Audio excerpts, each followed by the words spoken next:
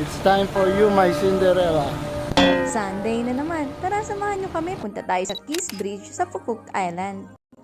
It was designed by the famous Italian architect Marco Casamonti. December 2023 nga pala ito nag-open at 2024 ng February kami pumunta. Ginawa nga pala itong Kiss Bridge para talaga sa mga lovers.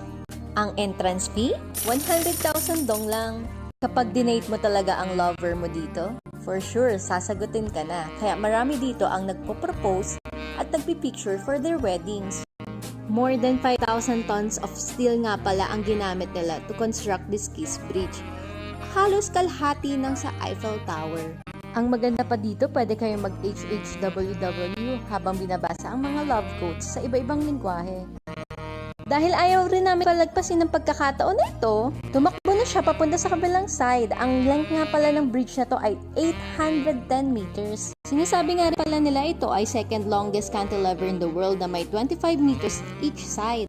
At ayan na nga po, 50 centimeters nga pala ang pagitan ng bridge na to para mag-kiss kayo sa gitna.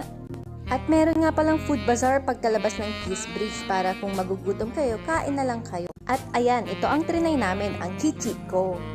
Bumalik kami ng town gamit ang Grab and Vinbus. O siya, hanggang dito na lang.